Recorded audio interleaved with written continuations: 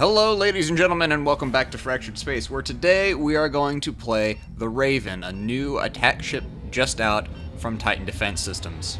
Now, a lot of folks that have been around a long time will remember when the frigate first came out, where it was labeled a support ship and not an attack ship. As people got out there and used the frigate and got used to its abilities, it became very clear that the frigate really wasn't a support ship at all. It was a fast attacker, pure and simple. But now, with the introduction of the Raven, I do believe that we have a ship that can fill the role of support with 100% offensive abilities. Now, you may be wondering to yourself, a support ship with purely attack abilities? Zared, clearly this is the frigate all over again. And I would say, you are wrong. The Raven is designed around disrupting enemy energy systems. Almost all of the Raven's abilities impact enemy energy systems. Its main smart gun is a straight up energy drain, its missiles apply an energy regen debuff, and its projectile ability drains a large amount of energy from any enemy ship's hit. All of the Raven's drain abilities play into its ability to use the overcharge cannon, a beam style weapon that uses ridiculous amounts of energy but also does just as ridiculous amounts of damage. What really turns it into a support ship for me though is the fact that by itself, while it can do damage that you can't ignore, more than likely if you're fighting one-on-one, you're gonna take it out. So to be in the best position that you can be when you are playing a Raven, you always want to have an ally nearby, which is just what we're about to see here. Due to having to switch lanes at the very start of the match, we are just now getting into a capture point. We have a friendly Sentinel coming up and surprising us a little bit, but we're about to engage this flagship. Now right here, we're going to see this flagship focus us. Now while a flagship doesn't do a whole lot of damage on its own, a flagship with a support and backup is a very, very scary thing to have to deal with. And the Raven, while it is very powerful when used correctly, in a full-on attack role where you're having to tank a lot of damage and you don't have a support, you are going to melt very, very quickly. Now this beam I'm using right here is the overcharge beam. You'll notice when I actually cast it, it had a little bit of charge up time, and then it fired. But it ate up over half of my energy bar. To really be able to use the overcharge beam to its full effectiveness, you need to be draining energy from your enemies constantly. You will only naturally recharge up to about 5,000 energy, which is roughly where everybody else caps out. But you have a maximum capacity of roughly double. So that's where your drains are really going to come into effect. If you get full energy, you can use the overcharge beam twice in relatively rapid succession, provided you're keeping up with that energy drain. Something else I need to point out, at the time of recording, your AoE energy drain actually has a small silence attached to it. So you can use it to take care of those pesky frigate shields, as well as cancel out people's point defense to allow your missiles through. So now that I've spent the first third of this video talking about the ship, let's talk about the match that's going on. Right here, we are chasing an enemy Corvette. Really, we shouldn't be doing this. He's gonna go behind a rock and he's going to jump away. Very easy move to make because that Corvette has such an insane jump speed. What I really should have done if I wanted to secure that kill was to use my overcharge beam to kill him earlier. That is to say, don't let your kills become escapes, just beam it.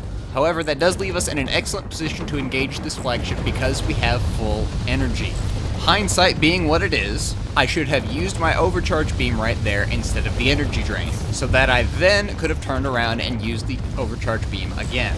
Regardless of that, we are in an excellent position. There are two ships that are far scarier than I, and that flagship is only on level 0 as opposed to level 2 like the rest of us are. Really, as the Raven, this is about as awesome an encounter as you could hope for.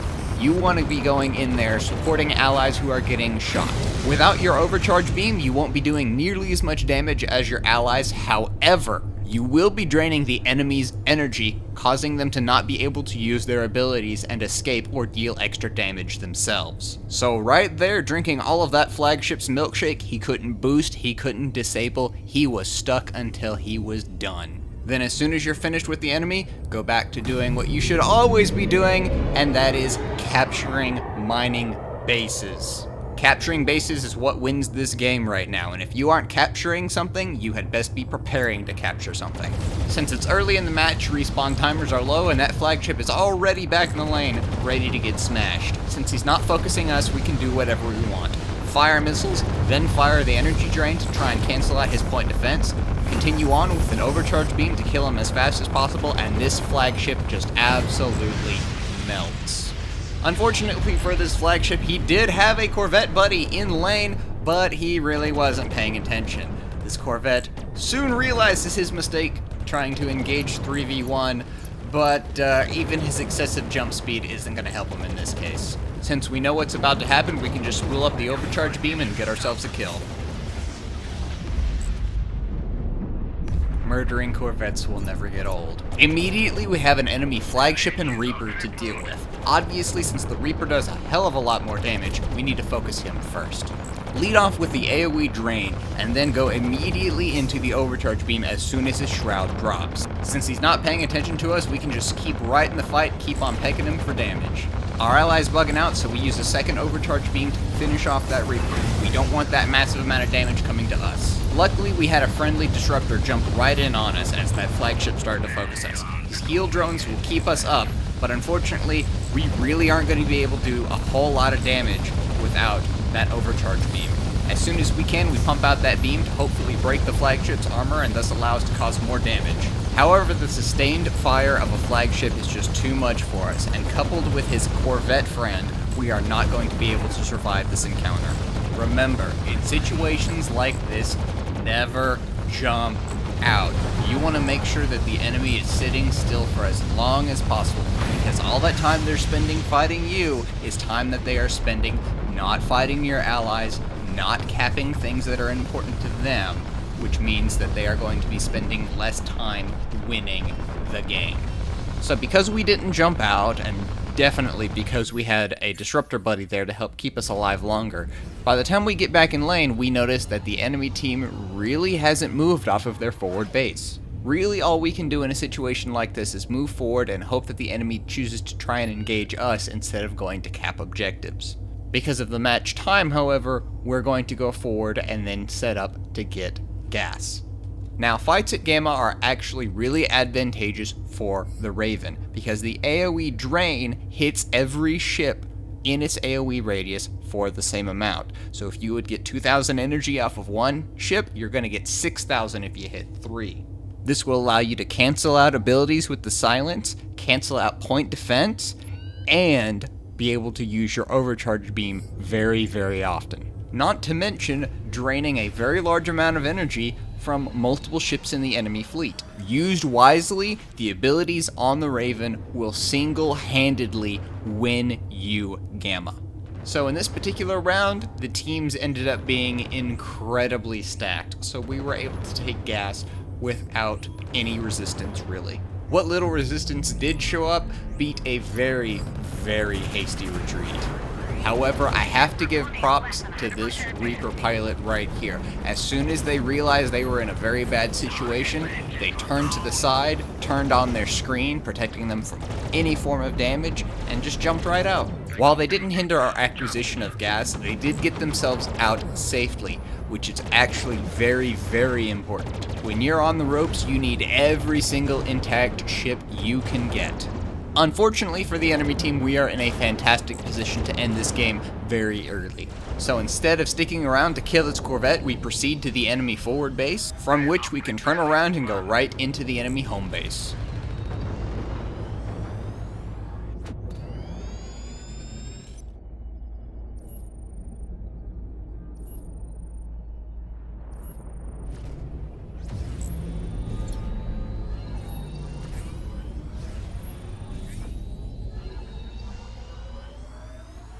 While the enemy team was doing exactly what they should be doing in this situation, sitting inside their own cap zone to make sure that they have contested their base as best they can, unfortunately, with our level lead and the fact that we had gas 1, our forces were just way too overwhelming in this case.